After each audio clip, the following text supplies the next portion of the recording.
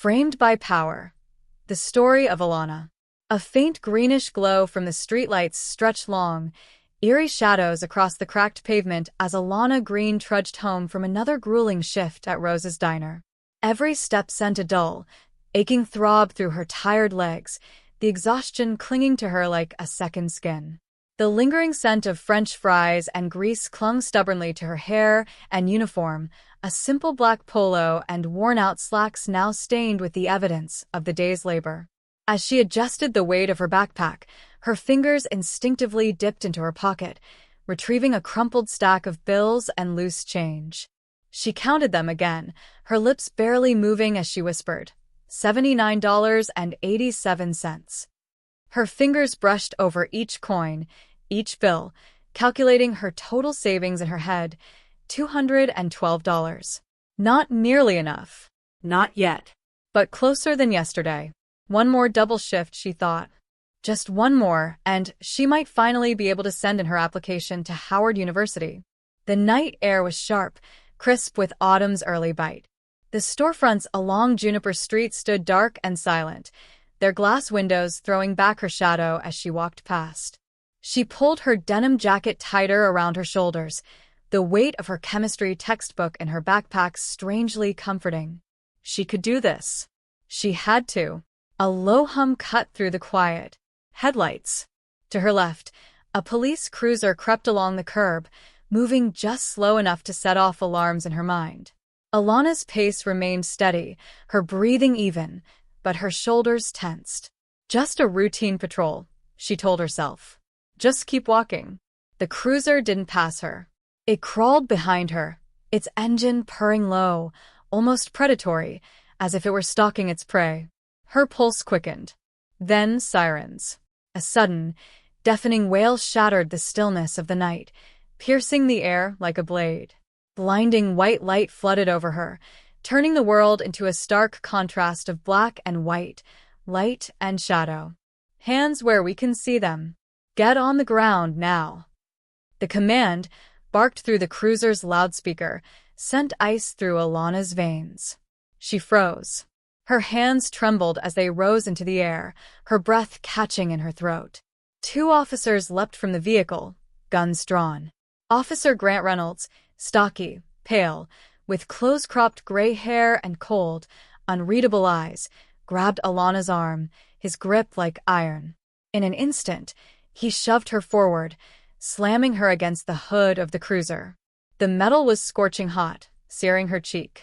Her backpack was ripped away, its contents scattering onto the pavement, her notebook, her tip money, a tube of cherry lip balm rolling into the gutter. I don't understand. Alana stammered, panic clawing at her chest, making it hard to breathe. What did I do? Reynolds ignored her.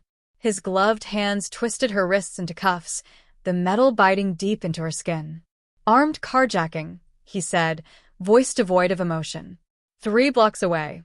You match the description. No. That's not possible. Alana gasped, desperate, frantic.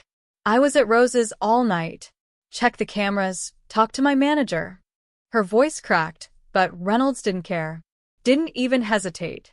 He hauled her upright, ignoring her pleas, her terror. The second officer, Marcus Hayes, stood a few feet away, hesitation flickering across his face. But he said nothing. He just watched. Phones were out. Bystanders filmed from the sidewalk, their faces blurred by the camera flashes. Not one of them stepped forward. Through the cruiser's window, Alana watched her world shrink away. Her chemistry textbook lay open on the pavement, its pages fluttering in the wind, like broken wings. The nightmare begins. The police station smelled of bleach and stale coffee. Under the harsh glare of fluorescent lights, Alana was fingerprinted, photographed, searched. They took her hoodie, left her shivering in just a thin t-shirt. She was thrown into a holding cell, surrounded by 3 other women, their faces blank, their bodies heavy with exhaustion. Don't I get a phone call? Alana finally asked, her voice barely more than a whisper. A passing officer sneered. You'll get one eventually. Hours passed.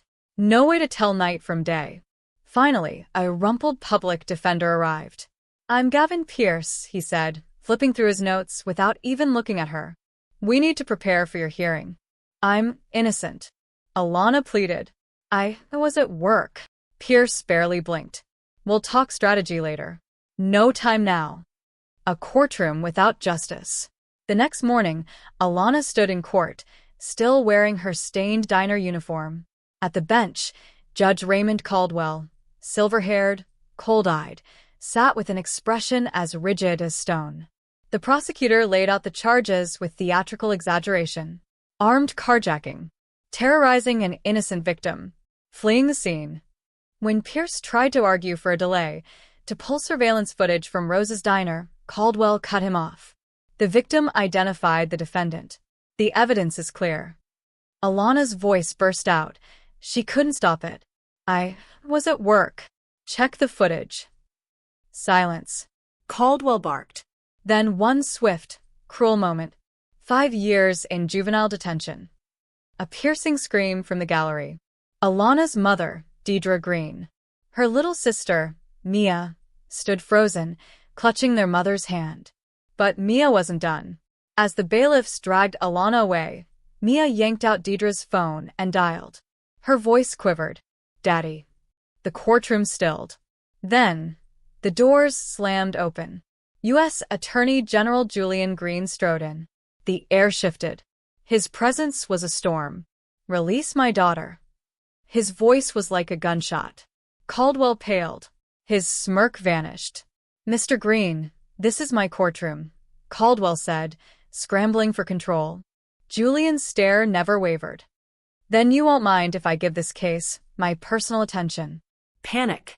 Flickering behind Caldwell's eyes. "This isn't over," Julian promised. And it wasn't.